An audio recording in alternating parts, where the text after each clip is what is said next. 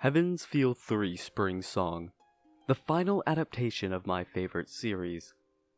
I was fortunate enough to have a showing near me that hasn't been closed down. I went to the cinema in excitement to see how the finale would play out. When I got to my showing and the movie began its opening sequence, I was glued from the beginning to the end. Nothing stopped me from looking away. While I enjoyed the film immensely, there was still something missing. Something that left me unsatisfied. It was most likely a combination of knowing the cut content and setting my expectations a bit too high. But that didn't stop that lingering thought that it's missing just one thing to make it perfect. This is the part where everything comes together. As a finale, it did what it's supposed to do. It gave answers to many unanswered questions and expanded upon things we thought we knew about before. The film did a great job to handle the scale and intensity of this part in the story. While it handled the basics well, completely comprehending the story may be a bit difficult, especially on the first watch. The major problem I found with it is that there is a severe lack of important explanations to certain concepts and characters that really killed the stakes. While there's a lot of exposition, which is done fairly well sometimes, there isn't enough of it. It either covers the basics of said concept or character, but either lacks depth or isn't touched upon at all. Then again, it may be as big as a problem to me just because of the knowledge of the cut content. But besides that, I really don't have any other problems with the film. While that was a major problem for me, the other elements of the film made up for it more than enough.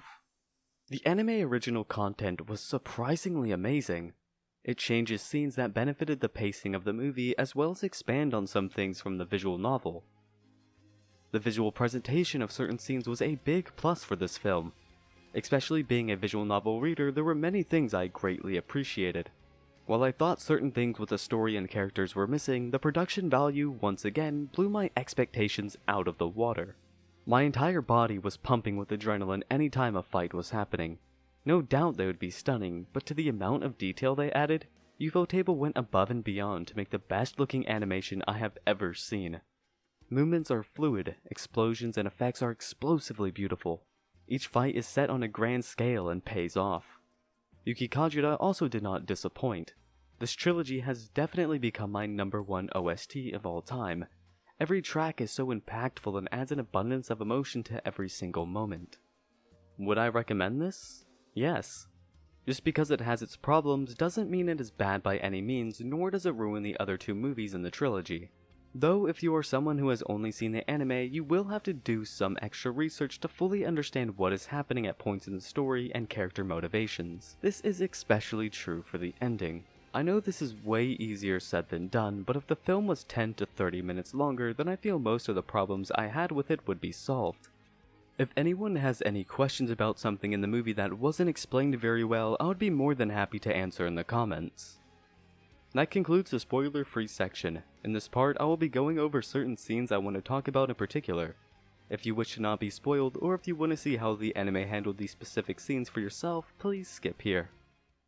The first scene I want to talk about is Shido vs Berserker.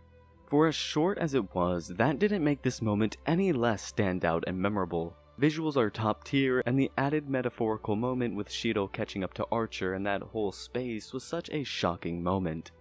The new rendition of Emiya made this scene much more impactful.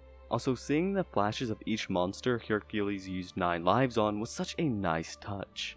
One of the most interesting scenes in this film, especially as a visual novel reader, was Shido getting the blueprints for the Zelrex sword.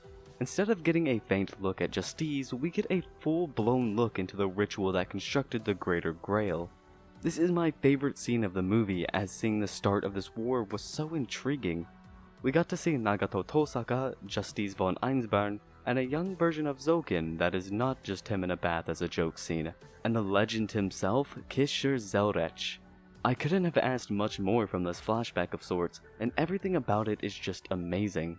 They did cut Zoken's wish and motivations, which was kinda disappointing. They tried to allude to his motivations during the Greater Grail flashback, but I personally didn't get the impression they were going for, but at least they tried. Also, I could be wrong about this, but I don't think the anime has ever established who the Makiri family is, but please correct me if I'm wrong. The highlight of this movie is definitely Rider vs Saber Alter. This scene showcases some of the highest quality of animation. I know Ufotable can make some pretty unbelievable fights, but I was not expecting this. It is adrenaline-inducing excitement with not one slow moment. There's a myriad of moving parts to this fight that makes it such a fun experience. I feel like the conclusion to this fight should have sat for a little while longer and let the impact build up. It just moved a bit too quickly for my liking, but that was the only minor problem I could find. And the most disappointing scene in my opinion was Shido vs Kide. I was aware that this fight, and to a certain extent Berserker's fight as well, wouldn't really translate well into anime.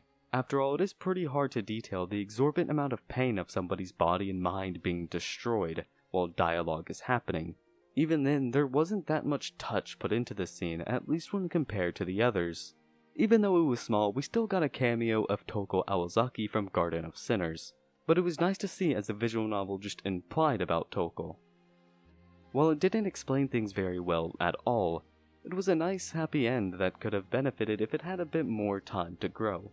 Maybe once I see this movie again I will have different opinions on it, so I hope the Blu-rays don't take too long to come out.